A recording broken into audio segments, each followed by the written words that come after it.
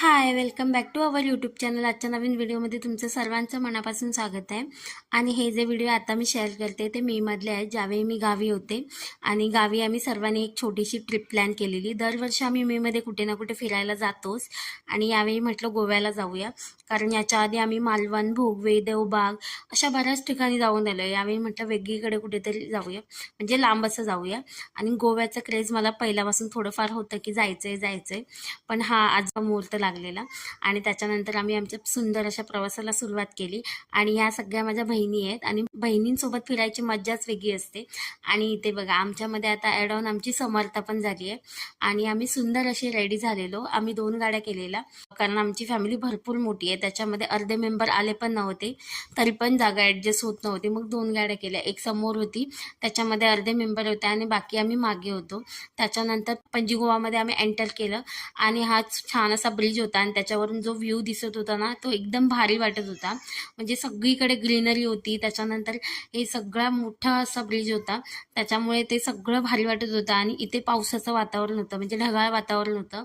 त्याच्यामध्ये मध्ये मध्ये पाऊसही पडत होता थोडाफार, त्यामुळे ते बघून अजूनच भारी वाटतं. आणि आम्ही लवकर निघालो होतो, कारण इथे गोव्यामध्ये ट्रॅफिक भरपूर लागतं, त्यामुळे सकाळीच निघालो होतो आम्ही सर्वजण. कारण मग ट्रॅफिक लागलं तर बराच वेळ गेला असता.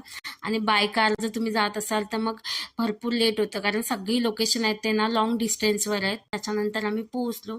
पहिला आधी गेलो आम्ही ओल्ड गोवा चर्चमध्ये, जिथे की हे बाहेरून तुम्ही बघू शकता. इतकं भारी दिसत होतं ना सगळं. आणि पर्यटक पण भरपूर होते त्या दिवशी, ज्या दिवशी आम्ही गेलेलो त्या दिवशी. आणि जास्त काही इथलं माहिती नव्हतं, म्हणजे जे गाडीवाले होते त्यांनीच आम्हाला घेऊन गेलेले आणि त्यांनी थोड्याफार गोष्टी दाखवल्या. आणि त्याच्यानंतर आम्ही न्यू चर्चमध्ये इथे गेलो. त्याच्यामध्ये भरपूरशा गोष्टी बघण्यासारख्या होत्या. आणि हे सगळे माझे भाऊ आहेत. आणि त्याच्यानंतर आतमध्ये सगळ्या गोष्टी आम्ही एक्सप्लोर केलं. सगळीजण इथे फोटो व्हिडिओज काढत होते.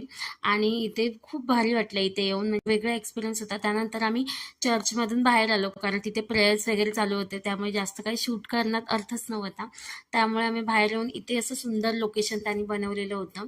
आणि ही सगळी माझी पूर्ण टोटली फॅमिली आहे, सगळेजण आहेत, अर्धी लोक फक्त नाही आहे त्याच्यामध्ये. आणि या सगळे माझे भाऊ आणि त्याच्यानंतर बहिणी आहेत. आणि त्यानंतर आम्ही बाहेर आलो आणि बाहेरचं लोकेशन इतकं भारी वाटत होतं.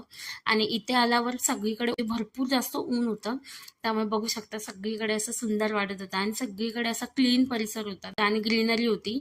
त्याच्यानंतर इथे बघा, सगळे मेंबर असे ना आतमध्ये वगैरे फिरून मग बाहेर आलो. आणि इथे सगळीकडे बाहेर असं मोठं गार्डन आहे तिथे, ते सगळं बघितलं. आणि नंतर आम्ही फोटो काढायला गेलो. म्हणजे कुठेही जातो मी तर फॅमिली फोटो हा झालाच पाहिजे. आणि ह्या सगळ्या मेमरी आहेत ना, ज्या थोड्या वर्षांनी ना अजून बघायला भारी वाटतात, आठवायला पण भारी वाटतात, अशा कॅप्चर करून ठेवल्या की, म्हणून हे व्हिडिओ मी शेअर केले. आणि इथला बघू शकता बाहेरचं वेदर एवढं भारी वाटत होतं ना.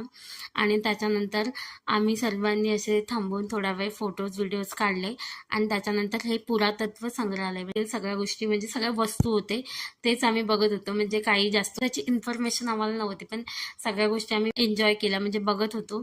त्याच्यामध्ये तोफा वगैरे होत्या. आणि अजूनही आम्हाला भरपूर ठिकाणी फिरायचं होतं, पण एका दिवसात बाय कार तुम्ही सगळ्या गोष्टी नाही पॉसिबल करू शकत.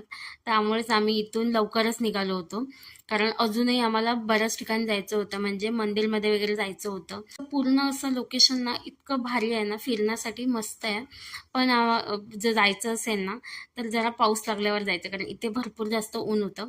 आणि आधी आम्ही एंटर केल्यावर तिथे पाऊस होता, पणजीमध्ये एंटर केल्यावर, पण इथे खूप जास्त ऊन होतं. त्यामुळे समर्था पण थोडीफार कंटाळली होती.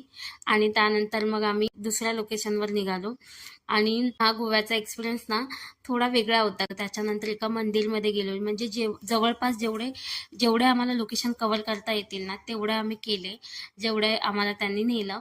आणि हे सुंदर असं मंदिर होतं. आणि सगळीकडे बघाल ना तर नीटनेटका परिसर होता. आणि त्याच्यामध्ये माझी समर्था बघा, समर्था ऑलवेज फिरायला रेडी असते. तिला अशी कॅप पण घेतलेली, कारण ऊन बाहेर भरपूर होतं.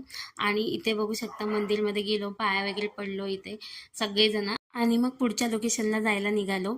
सो आजच्या व्हिडिओमध्ये एवढंच. व्हिडिओ आवडला असेल तर लाईक, शेअर आणि सबस्क्राईब करा.